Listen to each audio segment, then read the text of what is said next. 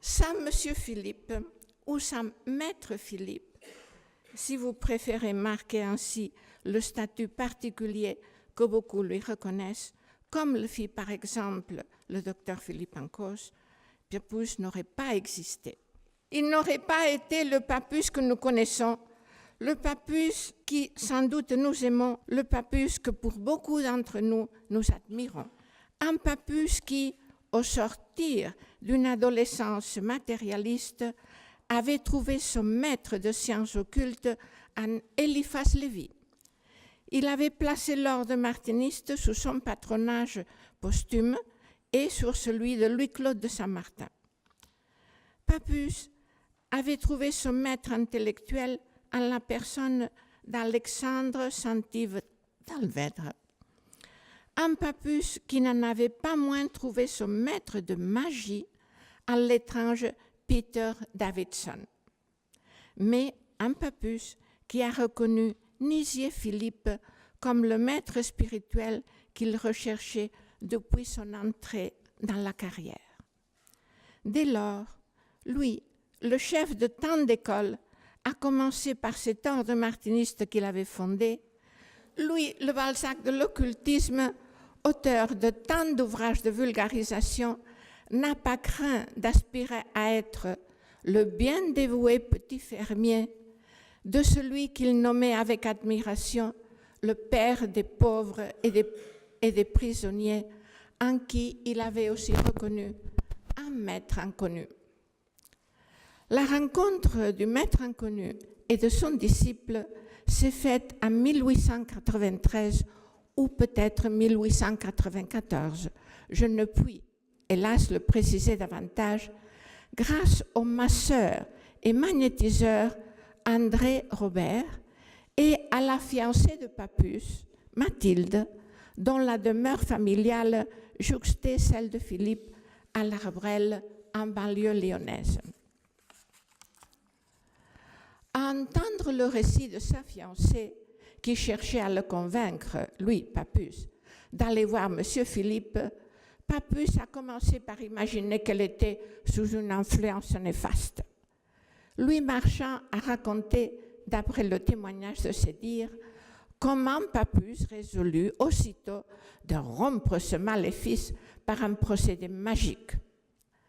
S'enfermant donc dans sa mansarde parisienne, Pappus décide d'utiliser la loi des correspondances en baptisant, entre guillemets, à la bohémienne, au nom de Philippe, un morceau de bois qu'il s'apprête à briser avec son sabre, espérant ainsi casser à jamais l'ascendant du guérisseur sur sa bien-aimée Mathilde.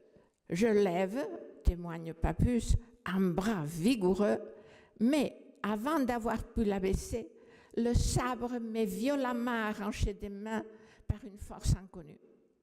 C'est de ces jours, conclut le mage, que je reconnus Philippe pour mon maître. Que les choses se soient passées ainsi ou non, Pappus mandate pour mener une enquête le plus sceptique, le plus fin, le plus difficile à tromper de leurs compagnons, étudiant en médecine, lui aussi, Emmanuel Lalande, dont le pseudonyme bien connu par tous était Marc Aven. En 1894, celui-ci se présente donc à Lyon et presque aussitôt éprouve pour M. Philippe une sympathie et une admiration telles qu'il n'en avait encore éprouvé pour personne. Et il finit par épouser sa fille.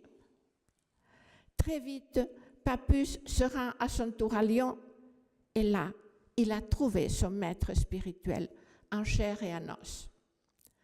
L'année suivante, une succursale de l'école pratique de magnétisme et de massage, fondée par Durville, est ouverte à Lyon sous la direction de Philippe.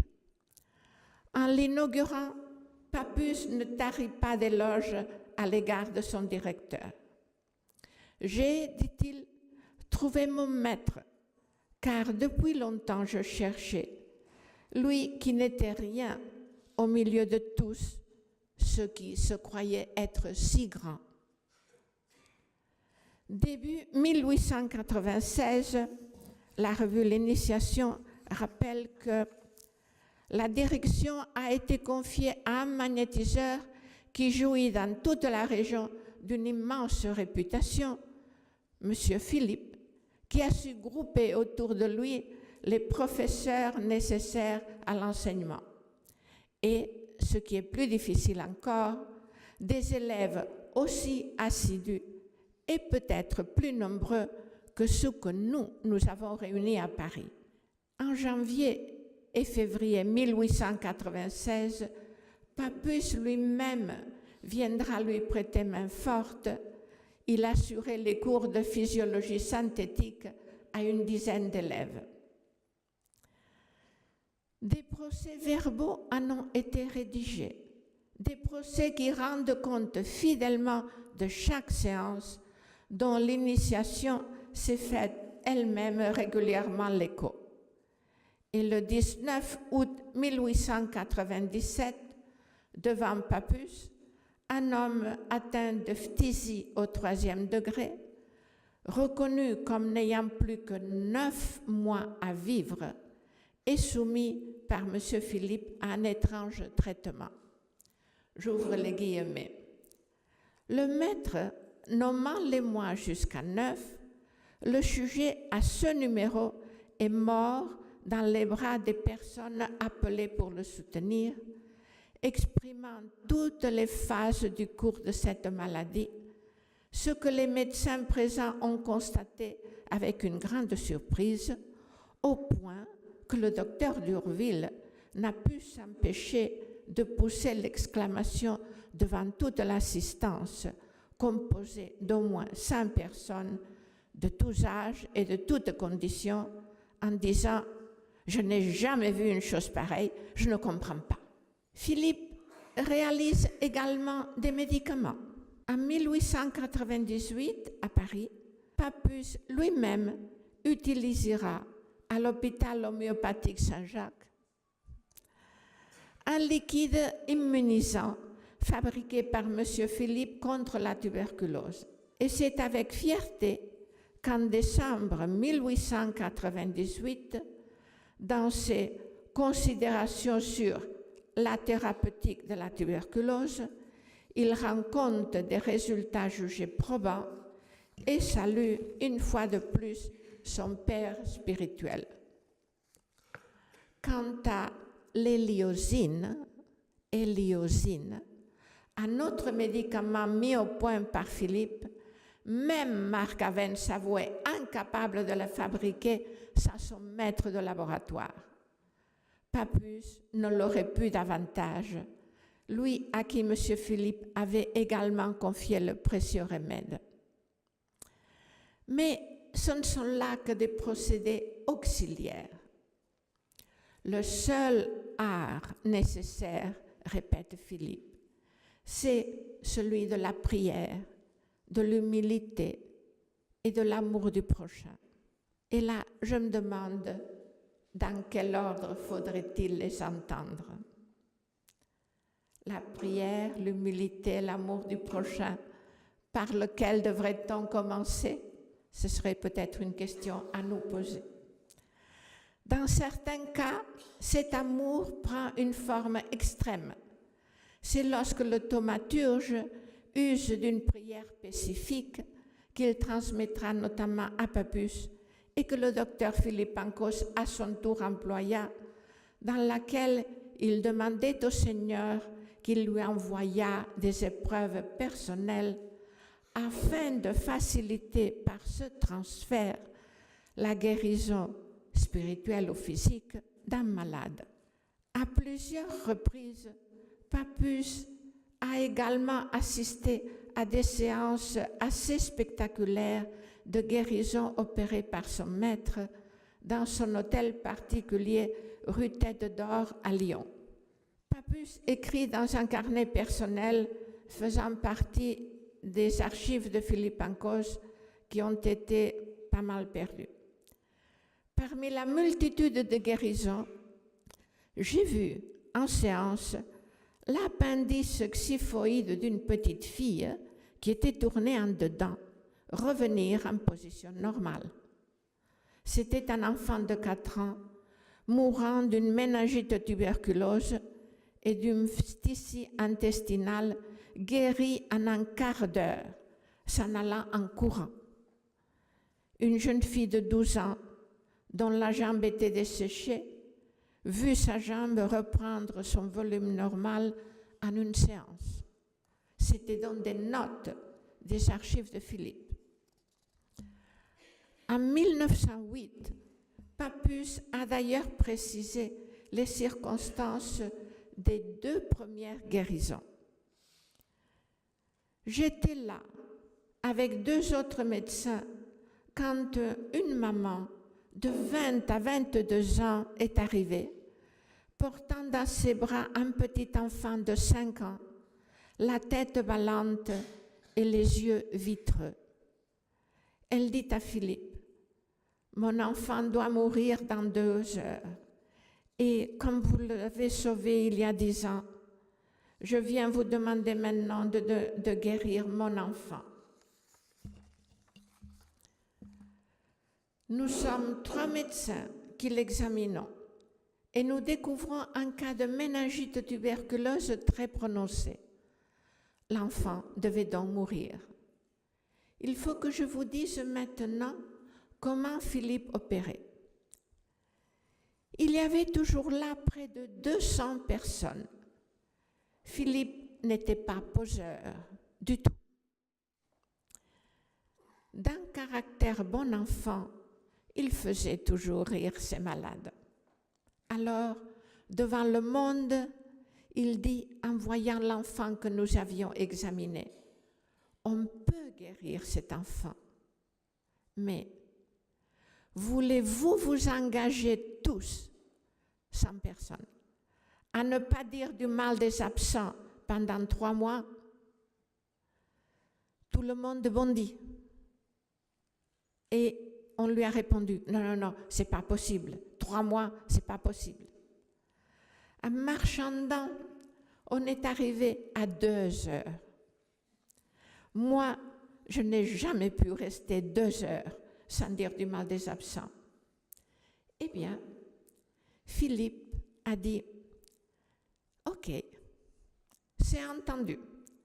Vous allez essayer de ne pas dire du mal des autres pendant 2 heures. »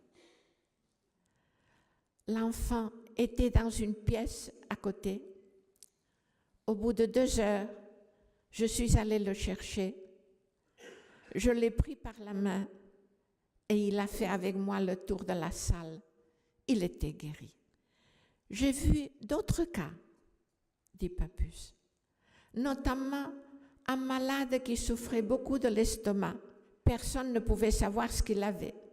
Or, ce Philippe dont je vous parle était un homme très modeste, très gentil. Il s'effaçait toujours. Ce n'est pas lui qui prétendait savoir quelque chose. Alors, il nous dit, « Docteur, examinez donc ce malade. » Moi, je ne vois pas du tout ce qu'il a. Pappus. Mes confrères non plus. On examine son estomac, il n'est pas dilaté. Enfin, nous ne trouvons rien. Alors, Philippe nous dit gentiment, « Est-ce que vous avez bien observé s'il avait son appendice xyphoïde ?» Cette chose, l'appendice xyphoïde, c'est un tout petit os placé en bas du sternum. On ramène alors le malade et on constate que le sternum s'arrêtait net à l'appendice xyphoïde. Et Philippe nous dit, « Je crois que l'appendice xyphoïde est tourné en dedans. Ce déplacement produit une pression sur l'estomac et provoque de la gastralgie. » Nous avions alors la main sur la partie malade et pendant que nous pressions très peu, voilà l'appendice xyphoïde qui reprend sa place normale sans que Philippe ait touché le malade. C'est une action à distance. Et là, je fais une entre parenthèses. Ceux qui se sont intéressés à M. Philippe savent qu'une de ses douleurs les plus profondes a été que lorsque sa fille unique, Victoire, est tombée malade, il ne l'a pas guérie. Il ne l'a pas pu, il ne le devait pas, personne ne le sait. Mais lui qui pouvait guérir les autres, il n'a pas eu le droit de guérir sa fille. Je continue avec Serge Caillet. Désormais engagé sur la voie cardiaque, dont le maître spirituel vient de l'ouvrir la porte, Papus n'aura de cesse de vanter auprès des siens les talents merveilleux de l'homme de Lyon. Dès le mois de mars 1896, un article de sa revue, la première, l'Initiation, sous le titre « L'incarnation de l'élu », dédié, écrit-il en exergue, à mon maître de Lyon, décrit en mode symbolique le retour volontaire sur terre d'un être exceptionnel, affranchi des incarnations successives, ayant choisi de revenir ici-bas pour aider les hommes. Les traditions nous rapportent quelques autres de ces hommes. Dans les mêmes colonnes, un article de 1899 le dépeint sous les traits de père des pauvres. Et en 1898, la 6e édition de ce magistral traité élémentaire de sciences occultes évoque elle aussi son père spirituel, non moins que son maître intellectuel, Saint-Yves d'Alvèdre. La même année, Papus dédie encore son livre sur l'âme humaine avant la naissance et après la mort, dédié donc au docteur Nizier Philippe de Lyon, à celui qui est justement appelé par la Vox Populi le père des pauvres et des prisonniers. Et je me permets de nous rappeler une des béatitudes, heureux les pauvres en esprit.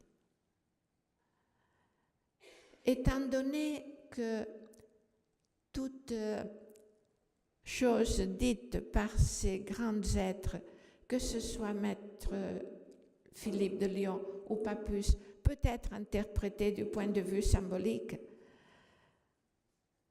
le père des pauvres et des prisonniers peut-être peut nous rappeler « et si c'était moi le pauvre? Et si c'était moi le prisonnier ?» C'est aussi grâce à Papus que l'écho des prodiges de l'homme de Lyon parviendront jusqu'à la cour impériale de Russie par l'intermédiaire de martinistes russes, probablement venant du temps de Louis-Claude de Saint-Martin. Cela vaudra à M. Philippe de rencontrer Nicolas II à Compiègne à marge d'un sommet officiel, après quoi le tsar et la tsarine l'inviteront à plusieurs reprises en Russie où Papus l'avait déjà précédé. Sans avoir appartenu formellement à l'ordre martiniste, M. Philippe regarda d'un œil bienveillant ce qu'il appelait une chevalerie chrétienne dont il souhaitait qu'elle ne devienne pas secrète. D'ailleurs, Papus ira jusqu'à présenter son maître comme étant l'apôtre invisible de l'ordre pour lequel M. Philippe dessina même à sa demande un pentacle et une médaille.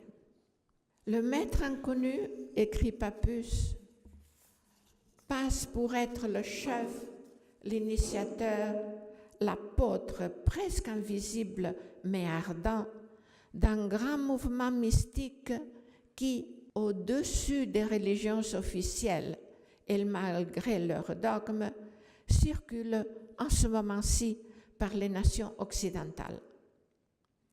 Ce grand mouvement mystique, dit Serge Caillé, c'est évidemment l'ordre martiniste. Outre les quelques écrits publics qu'il lui a consacrés, Papus a consigné les propos de son maître entendus lors des visites à Lyon ou de rencontres à Paris dans un gros volume en forme de répertoire thématique, aujourd'hui conservé à la bibliothèque municipale de Lyon.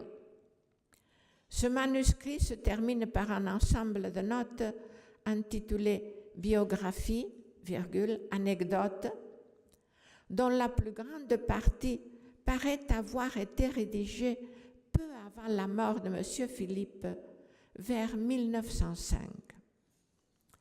Quelques corrections, quelques additions sont même vraisemblablement postérieures à cette date et certaines précèdent sans doute de peu le rappel à Dieu de Papus en octobre 1916. D'autres notes, enfin, particulièrement émouvantes, consignent les rencontres posthumes de Papus et M. Philippe en songe, dont une à propos du jeune Philippe Ancos, que ses parents avaient surnommé Lily. En 1904, Papus écrivait à M. Philippe « Chaque fois que je suis passé quelque part, on vous a aimé et honoré. Chaque fois qu'on est venu vers vous, à la suite de mon enthousiasme, on vous a un peu compris, mais aimé bien davantage. » À son tour, le docteur Philippe Ancos, fils de Papus, cet enfant qu'on avait appelé Lily, a partagé le même amour et le même enthousiasme dont témoigne son maître Philippe de Lyon, thaumaturge et homme de Dieu. Il me plaît d'associer aujourd'hui, dans un hommage commun, Gérard Ancos, le père, et Philippe Ancos, le fils, l'un et l'autre à l'école de ce monsieur Philippe, en qui ils avaient reconnu le maître Philippe.